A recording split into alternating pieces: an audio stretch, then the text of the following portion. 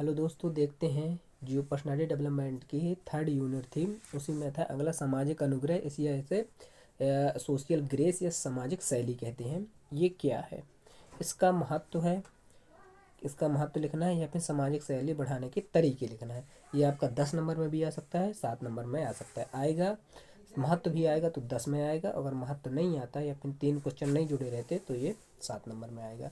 तो ये बहुत ही महत्वपूर्ण क्वेश्चन है। तो इसको समझते हैं कि सामाजिक अनुग्रह, सोशल ग्रेस या फिर सामाजिक शैली क्या कहलाती है। तो सामाजिक शैली के बारे में जानते हैं। देखिए, सामाजिक सामाजिक अनुग्रह का आशय सामाजिक परिस्थितियों, समाज में जो परिस्थितियां हैं उनको शिष्टता, चातुर्य और दूसरों के प्रति अच्छे व्यवहार व अच्छी विचारशीलता से संभालने की क्षमता को कहते हैं। मतलब सामाजिक अनुग्रह क्या है कि सामाजिक अनुग्रह या सामाजिक शैली क्या है कि आप समाज की जो परिस्थितियां हैं, समाज में कोई लड़ाई वगैरह हुई तो उसको आप किस प्रकार से हैंडल कर सकते हैं। उदाहरण के लिए समझिए कि जैसे एक लड़का है और एक पिताजी हैं। पिताजी लड़के को अपनी जायदाद नहीं दे रहे हैं। अब वो लड़का आया और आपके सामने खड़ा हुआ कि भैया ये पिताजी हैं मेरे, आपका मामला लेकर एक प्रकार से सरपंच समझिए, वो है सामाजिक अनुग्रह का उदाहरण। तो उनके पास लाया, कहा कि भैया ये मुझे दे नहीं रहे हैं।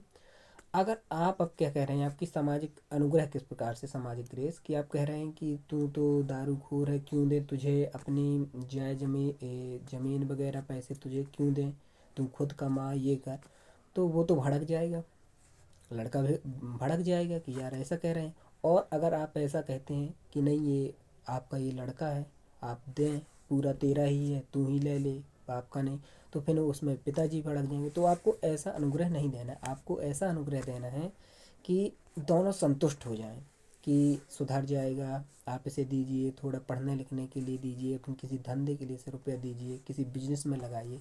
आपने नहीं पढ़ाया, गलती आपकी है, तो आपको इसे बिजनेस के लिए रुपए देने चाहिए या फिर आपको इसे आगे बढ़ाने के लिए करना चाहिए। आपने इसे पढ़ाया लिखाया नहीं, इसमें आपकी ही पूरी गलती है। ऐसा थोड़ा बताएं कि उनको भी ना लगे और उसको भी ना लगे। तो ये होता है सामाजिक अनुग्रह। सामाजिक आपकी व्यवहार, आपकी क्षमता क्या है लोगों को वो कर पाने की, हैंडल कर पाने की। तो इस प्रकार से अगर कोई लड़ाई झगड़ा होता है, अगर आपके पास क्षमता है उसे हैंडल करने की, तो उसे कहते हैं सामाजिक अनुग्रह। तो आपके सामाजिक अनुग्रह आया होगा समझ में कि क्या होता है। एक प्रकार से एक चातुर्य क्षमता होती है जो समाज में लोगों के बीच में कोई गलत परिस्थिति हो जाए तो उसको आप किस प्रकार से सुलझा सकते हैं। तो सुलझाने की क्षमता ही एक जज टाइप का ये गुण होता है। अब देखिए, सामाजिक अनुग्रह बढ़ाने के तरीके। अभी इसका महत्व भी है, तो महत्व मैं अभी आपको दिखा रहा हूँ कि महत्व में क्या लिखना है। पहले अपन समझ लेते हैं कि इसको बढ़ा कैसे सकते हैं।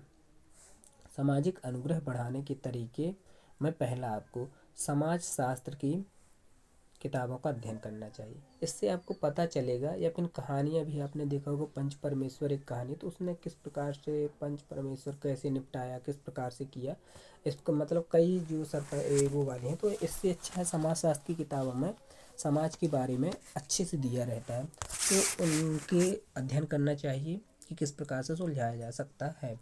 तो इसका आपका सामाजिक अनुग्रह अपने आप बढ़ेगा। दूसरा है दूसरों की बातों को ध्यान से सुनना चाहिए, ध्यान पूर्वक सुनना चाहिए। पता नहीं वो आपको बता रहे हैं कि वो अपनी प्रॉब्लम बता रहे हैं, आप सुन ही नहीं रहे, तो क्या आपके पास क्यों आएंगे, है ना। तो ये इससे आप ध्यान से सुन के अपन उन्हें सामाजिक अनुग्रह दे सकते हैं।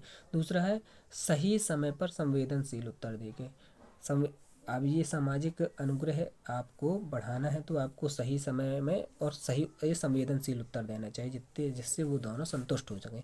तो इसे विकसित करना चाहिए, है ना।